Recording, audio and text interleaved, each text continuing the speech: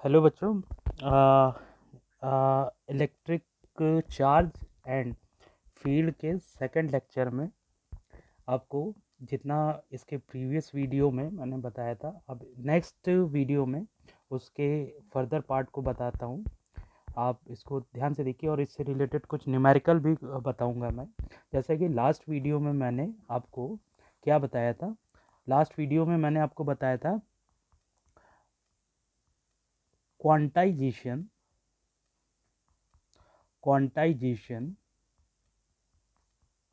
Of charge, है ना।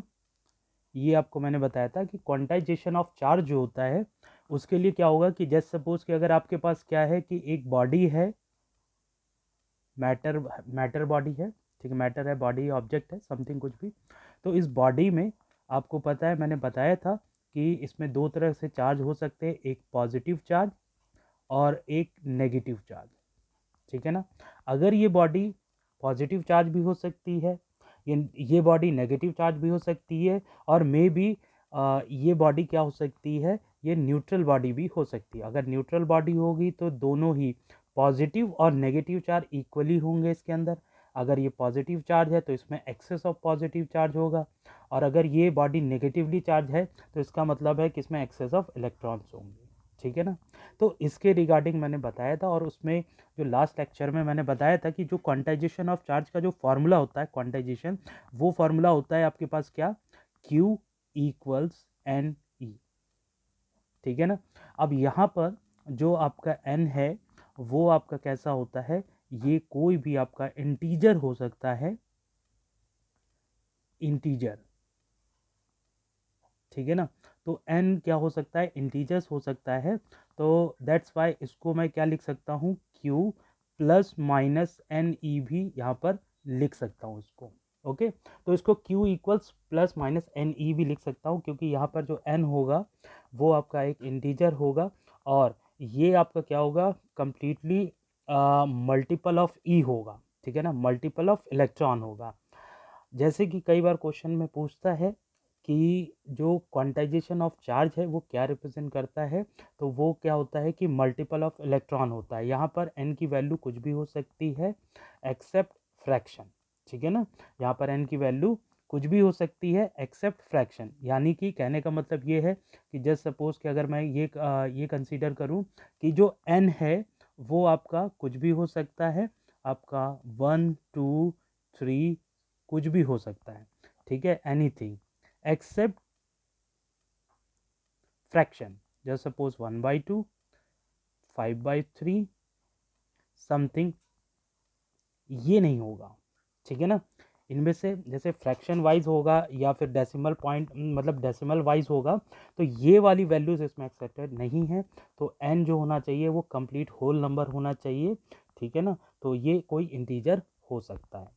Okay, तो ये चीज़ याद रखना, कई कई बार क्वेश्चन में ये देता है कि आपको चार्ज वैल्यू दे देगा। जस्ट सपोज कि अगर मैं एक एग्जांपल लेता हूँ, तो एक एग्जांपल की अगर मैं बात करूँ, तो एक एग्जांपल कुछ ऐसा है इसका कि अगर आपके पास उसने complete total charge of the body दे रखा है Q, और ये टोटल चार्ज उसने दे रखा है कितना, ये दे रखा है 8.0 multiply 10 to the power something 20, ठीक है ना। टोटल चार्ज जो है इतना कूलम दे रखा है, उसने इतना टोटल चार्ज दे रखा है इतना कूलम, और वो ये बोलेगा कि ये जो चार्ज है ये क्वांटाइज है कि नहीं है, ठीक है ना, क्वांटाइज और नॉट, ठीक है ना,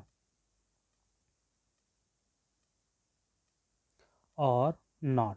अगर देखो, अगर ये एन की वैल्यू कंप्लीट आ रही है, होल वैल्यू आ रही है, तो ये क्वांटाइज होगा, अदरवाइज ये क्वांटाइज नहीं होगा। तो अगर आप ध्यान से देखो तो मुझको क्या गिवन है, क्यू गिवन है, और अगर मैं इसको सॉल्व करता हूँ तो क्यू मुझे पता है कि क्या होता है, क्वांटाइजेशन के फॉर्मूले से क्यू होता है आपके पास एन ई। ओके, तो क्यू एन कितना आ जाएगा, यहाँ से एन हो जाएगा क्यू बाई ई, और Q की वैल्यू उसने कितनी दे रखी है, ये दे रखी है 8.0 मल्टीप्लाई 10 टू द पावर 20, और इलेक्ट्रॉन की value 1.6 10 to the power -19 of coulomb, ठीक है ना। तो अगर आप यहाँ से देखो तो ये भी कूलम में होगा, ये भी कूलम में होगा, तो ये कूलम कूलम आपके क्या हो जाएंगे, कैंसिल हो जाएंगे। तो यहाँ से n की वैल्यू अगर आप चेक करो, जस्ट सपोज n की वैल्यू अगर आप यहाँ पे चेक कर रहे हो, तो आपको क्या देखने को मिल रहा है कि एक डेसिमल यहाँ से शिफ्ट कर रहे हो, एक डेसिमल यहाँ से शिफ्ट कर रहे हो, तो ये आपके पास 80/16 हो जाएगा। और अगर आप नीचे देखो कि 10 की पावर -19 है, ये 10 की पावर -19 जब ये ऊपर न्यूमरेटर में जाएगा, तो कोई भी चीज़ अगर नीचे पावर में माइनस में है तो ऊपर जाके वो प्लस में हो जाती है, अगर नीचे प्लस में है तो ऊपर जाके वो माइनस में हो जाती है। और ऑलरेडी आपको पता है कि 10 की पावर ये 20 पहले से ही है, और ये 10 की पावर -19 जो होगा ये ऊपर आएगा तो मल्टीप्लाई में आता है, और ये 10 की पावर, क्योंकि नीचे आप देखिए ये माइनस में है तो ऊपर जाके ये प्लस में हो जाएगा। ओके, और 16 से जब इसको कैंसिल करेंगे तो n कितना आ जाएगा, ये 5 आ जाएगा। और अगर आप देखो कि मल्टीप्लाई में अगर बेसिस सेम होते हैं तो पावर्स क्या हो जाते हैं, ऐड हो जाते हैं। बेसिस सेम है तो पावर्स क्या हो जाते हैं, ऐड हो जाते हैं। दैट्स वाई ये यहाँ पर कितना आ जाएगा, 5 मल्टीप्लाई 10 की power 39।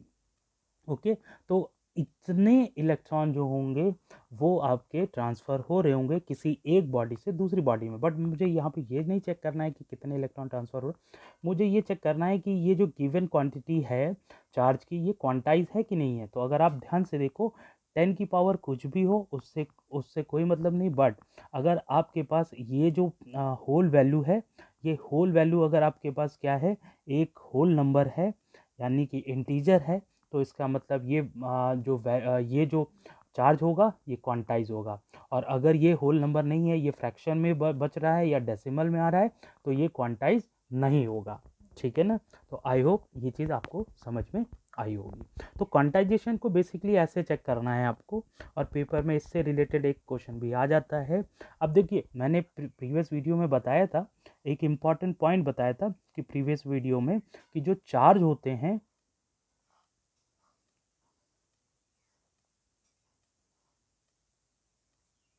Charges are always conserved, है ना। ये मैंने पिछली वीडियो में बताया था कि जो चार्जेस होते हैं ऑलवेज कंजर्व्ड होते हैं। इसका मतलब है कि कंजर्व होने का मतलब है चार्ज को आ, ना ही आप यानी कि नाइदर इसको क्रिएट कर सकते हो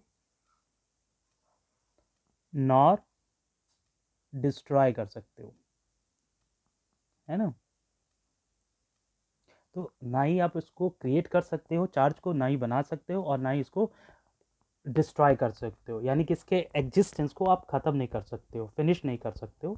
तो ये आपको मैंने बताया था। अब देखो इससे रिलेट इसका क्या मतलब है कंजर्व होने का मतलब, कि यानी कि अगर इसमें क्या होगा कि जस्ट सपोज कि इसका एक मैं एग्जांपल लेता हूँ। तो इस एग्जांपल के अंडर में मैं क्या लेता हूँ कि जैसे कि आपके पास क्या है कि जस्ट सपोज कि दो इस तरह के स्फेयर हैं, ठीक है ना। ये दो इस तरह के स्फेयर हैं, एक स्फेयर ये है, एक स्फेयर ये है। ओके, और इस पर जो चार्ज है फर्स्ट स्फेयर पर, वो जस्ट सपोज कि Q1 जो है वो आपके पास -5 कूलम का है, और जो सेकेंड स्फेयर है इस पर जो चार्ज है +3 कूलम का है। ओके, ये जो Q2 है वो कितना है, +3 कूलम का है। तो अब क्या किया कि इन दोनों चार्जेस को मैंने क्या किया, एक बॉक्स में डाला, ठीक है ना। इस इन दोनों चार्जेस को मैंने क्या किया, एक बॉक्स में डाला। अब इस बॉक्स में डालने पर होता क्या है कि ये चार्जेस आपस में कांटेक्ट में आते हैं। तो जब ये आपस में कांटेक्ट में आएंगे तो क्वेश्चन पूछता है कि जो मतलब आफ्टर कांटेक्टिंग ये जो चार्ज होंगे इनका जो इंडिविजुअल चार्ज वैल्यू कितना होगा, पॉसिबल वैल्यू क्या होगा। तो ये एमसीक्यू टाइप क्वेश्चन में आता है, और आपको वो चार्ज की वैल्यू दे देगा कि जस्ट सपोज कि एमसीक्यू में आपको क्या देगा कि आपको कुछ भी ऐसा दे देगा। मैं एग्जांपल लेता हूँ कि जैसे कि आपको दे देगा कि दो मतलब न इन दो चार्ज की वैल्यू जो है आफ्टर रबिंग यानी कि आफ्टर कॉन्टैक्टिंग कितनी हो जाएगी, Q1 कितना हो जाएगा अब, और Q2 कितना हो जाएगा अब। तो इसके लिए एग्जांपल मैं दो देता हूँ कि इसमें से कौन सा ऑप्शन करेक्ट होगा।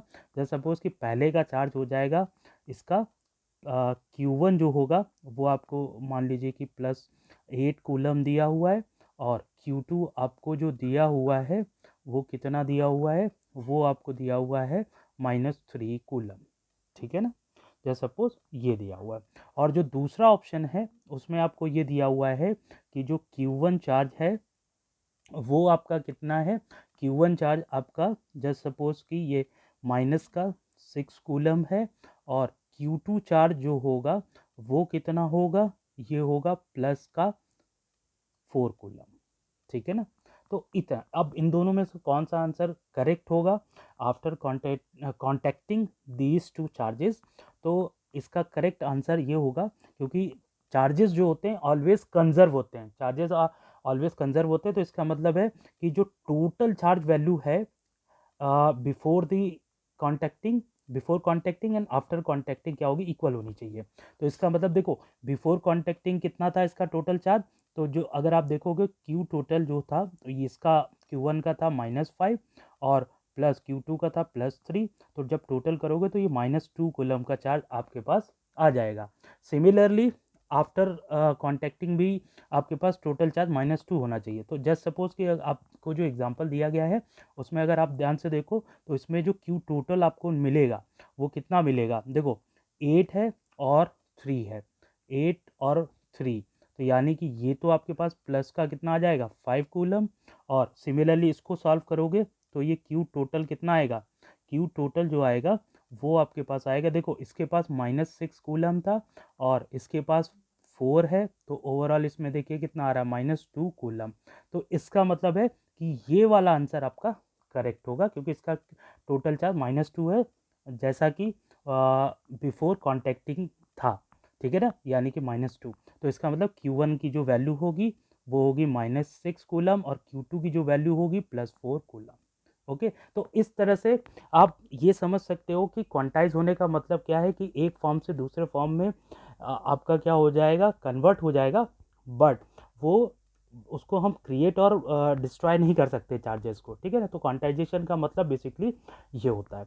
अब देखिए, अब क्वांटाइजेशन की बात की है तो ऑलवेज याद रखिएगा कि जो Q होता है वो मल्टीपल ऑफ E ही होगा, और N की वैल्यू आपकी क्या होगी, ऑलवेज इंटीजर होगी, ठीक है। तो अब इसी से ही रिलेटेड आपको मैं कुछ क्वेश्चन बताता हूँ, ठीक है ना, कि और उससे भी पहले एक कॉन्सेप्ट और आपको क्लियर कर देता हूँ क्वेश्चन से पहले, कि देखिए एग्जैक्टली क्या होता है कि जब भी, ठीक है ना, तो जब भी एग्जैक्टली क्या होगा कि मान लो कि अगर आपके पास दो चार्जेस हैं ऐसे Q1 Q2, ठीक है, तो जस्ट सपोज कि इसका चार्ज Q1 था और इसका चार्ज था Q2, ठीक है ना, ये दो चार्जेस हैं Q1 Q2, और अगर मैंने क्या किया कि इन दोनों को आपस में क्या कर दिया, रब कर दिया, क्या कर दिया, रब कर दिया, ठीक है। तो आफ्टर रबिंग क्या होता है कि इनका चार्ज वैल्यू क्या हो जाता है, तो जस्ट सपोज कि आफ्टर रबिंग हमारे पास क्या होगा कि चार्ज वैल्यू दोनों पर कैसा हो जाता है, इक्वल हो जाता है, दोनों पर चार्ज वैल्यू कैसा हो जाता है, इक्वल हो जाता है। जब ये कांटेक्ट में आएंगे तो इसकी जो चार्ज वैल्यू है वो क्या हो जाएगी, दोनों पर इक्वल हो जाती है। और वो कैसे होगा कि जैसे इसको इसके अगर हम टोटल इन दोनों का देखें तो टोटल चार्ज कितना हो जाएगा, टोटल चार्ज आपके पास हो जाएगा, इस पर कितना हो रहा है Q1 और Q2, ठीक है ना, और बाई 2, क्योंकि मैंने बताया कि आफ्टर रबिंग होता क्या है कि दोनों पर इक्वल चार्ज आ जाएगा। तो इक्वल चार्ज के लिए इसका टोटल मैं कर दूं, तो इन दोनों का टोटल जब मैं करूंगा, इन दोनों का जब मैं टोटल करूंगा QT, तो ये आपके पास Q टोटल तो ये हो जाएगा Q1 प्लस Q2, ये टोटल चार्ज होगा। तो इसलिए इन दोनों के पास इंडिविजुअल चार्ज कितना हो जाएगा, Q1 प्लस Q2 बाई 2, और सिमिलरली इस पर भी क्या हो जाएगा, Q1 plus Q2 by 2। Okay, इस कॉन्सेप्ट को भी आपको थोड़ा सा याद रखना होगा। आफ्टर रबिंग इन दोनों स्फेयर का जो चार्ज होगा वो कुछ ऐसा हो जाएगा, ठीक है। तो अब इससे रिलेटेड क्वांटाइजेशन ऑफ चार्जेस से रिलेटेड मैं कुछ न्यूमेरिकल कराता हूँ आपको, ठीक है। तो यहाँ से समझ में आया होगा कि किसी भी बॉडी में जो क्वांटाइज चार्ज होता है वो कितना होता है। तो अब जो न्यूमेरिकल है वो कुछ ऐसा है कि देखिए, अगर चार्जेस आपको गिवन है तब तो ठीक है, आप कर लोगे, ठीक है ना। तो अगर मैं आपको एक छोटा सा क्वेश्चन लेता हूँ इस पर कि क्या इसको कैसे, मतलब इसका जो न्यूमेरिकल है उसको कैसे देखना है। तो जस्ट सपोज कि मेरे पास ऐसा कोई छोटा सा, मेरे पास क्या है कि दो कॉपर हैं, कॉपर के, देखिए अब यहाँ पर क्या है कि मेरा क्वेश्चन ये है कि ये जो दो मैंने बनाए हैं ये दोनों कॉपर पीस हैं ए एंड बी, ठीक है ना। ए एंड बी दोनों के दोनों क्या हैं, कॉपर, कॉपर कॉपर पीस, ठीक है ना। ये दोनों कॉपर पीस हैं और दोनों ही इक्वल चार्ज रख रहे हैं, दोनों ही इक्वल चार्ज यहाँ पर रख रहे हैं, ठीक है ना। दोनों के पास इक्वल चार्ज है और दोनों का जो मास है, इन दोनों का जो मास है वो जस्ट सपोज मुझको दिया हुआ है कितना, 10 ग्राम, ठीक है ना। इसका मास दिया हुआ है 10 ग्राम, ठीक है। तो अगर इनका मास दिया गया है और एक चीज़ बताई गई है कि अगर क्या हो रहा है, इनको जब मैं रब कर रहा हूँ, दोनों को जब रब कर रहा हूँ, तो जस्ट सपोज कि इस ए कॉपर पीस से, मतलब कि ये जो ए वाला कॉपर का पीस है इसमें से इलेक्ट्रॉन उधर ट्रांसफर हो रहे हैं, और कितने इलेक्ट्रॉन ट्रांसफर हो रहे हैं, जस्ट सपोज कि 1000 इलेक्ट्रॉन में से सिर्फ एक इलेक्ट्रॉन ही ट्रांसफर हो रहा है, ओनली 1 इलेक्ट्रॉन, ठीक है। इसमें अगर 1000 इलेक्ट्रॉन है किसी पार्ट में, इसके एक छोटे से हिस्से में, तो उसमें से सिर्फ एक इलेक्ट्रॉन ट्रांसफर हो रहा है। तो मुझको ये बताना है कि कितना चार्ज जो है वो आपका कंप्लीटली ट्रांसफर हुआ है बिटवीन टू कॉपर पीस, ठीक है ना। तो इसको कैसे कैलकुलेट करेंगे कि अब यहाँ पे चार्ज कैसे निकालना है, तो आपको पता होना चाहिए कि जैसा कि जो मैंने अभी क्वांटाइजेशन की बात कही, तो आपको पता होना चाहिए कि जो Q होता है वो होता है Ne, ठीक है ना। तो ये मुझे चाहिए। अब यहाँ पर n डायरेक्टली नहीं दी गिवन है, बस इतना बोला है कि एक एक चार मतलब एक इलेक्ट्रॉन क्या हो रहा है, ट्रांसफ़र हो रहा है। ये नहीं बोला कि टोटल कितने इलेक्ट्रॉन ट्रांसफ़र हो रहे हैं। तो हमें सबसे पहले नंबर ऑफ इलेक्ट्रॉन जो ट्रांसफ़र हो रहे हैं उनको निकालना पड़ेगा, ठीक है ना। तो उससे फिर बाद में पता चल जाएगा कि कितना चार्ज टोटल क्या हुआ है, ट्रांसफ़र हुआ है। तो देखिए इसके लिए हम सबसे पहले करेंगे क्या, ध्यान से देखिए।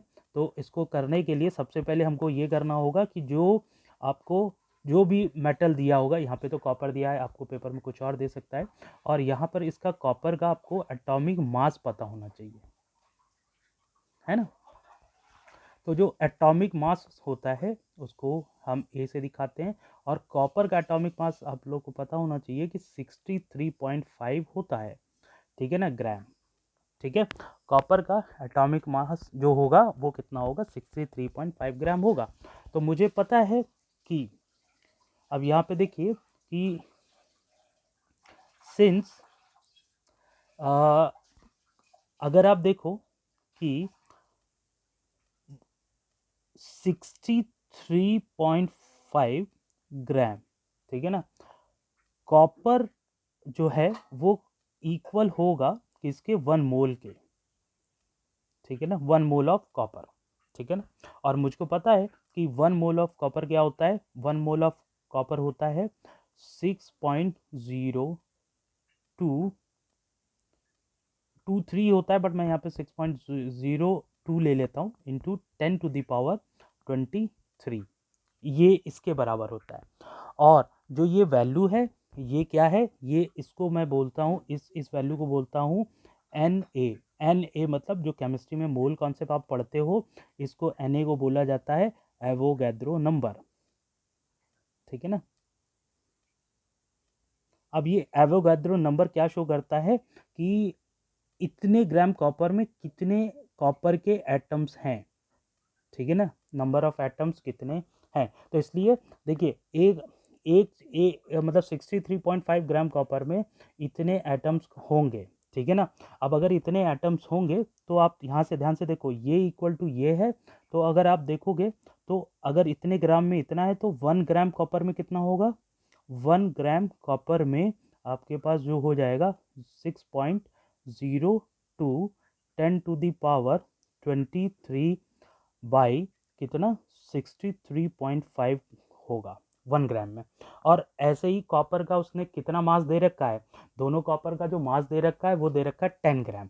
तो 10 ग्राम के लिए कितना हो जाएगा, बोथ साइड में 10 का मल्टीप्लाई कर देंगे तो ये 1 ग्राम कन्वर्ट हो जाएगा 10 ग्राम में। और इधर क्या हो जाएगा 6.02 इंटू 10 की पावर 23 बाई 63.5 और मल्टीप्लाई विद 10 ग्राम। ठीक है ना। अब देखो एक चीज़ और उसने क्वेश्चन में बोला था कि एक चीज़ और बोला था क्वेश्चन में कि वो क्या कर रहा है कि एक पीस से दूसरे पीस में 1000 में से, एक पीस से दूसरे पीस में 1000 में से ओनली एक इलेक्ट्रॉन क्या हो रहा है, मूव कर रहा है। तो जब ओनली एक इलेक्ट्रॉन मूव कर रहा है तो इसका मतलब ये होगा कि आपके पास जो total number of transferring electrons होंगे वो कितने हो जाएंगे कि 1000 में से, पर 1000 में से एक इलेक्ट्रॉन ओनली क्या हो रहा है, ट्रांसफर हो रहा है। तो ये जो नंबर आएगा ये नंबर आपका होगा n।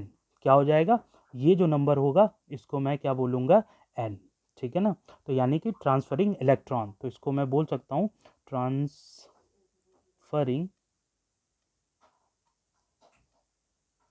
इलेक्ट्रॉन्स, है ना।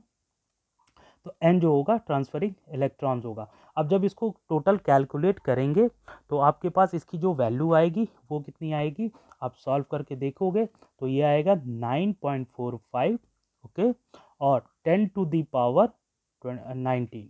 ठीक है ना। अब सॉल्व करना आता ही होगा, अगर आपको नहीं आता है तो कमेंट में आप लिख दीजिएगा, मैं सॉल्व भी कैसे करना है, इसको कैसे सॉल्व करना है वो मैं बता दूंगा आपको। तो ये देखिए आपके पास 9.45 जो आ जाएगा ये आ जाएगा नंबर ऑफ इलेक्ट्रॉन। अब आपको कैलकुलेट क्या करना था, आपको कैलकुलेट करना था टोटल चार्ज कितना ट्रांसफ़र हुआ है, तो ये हो जाएगा n इंटू ई।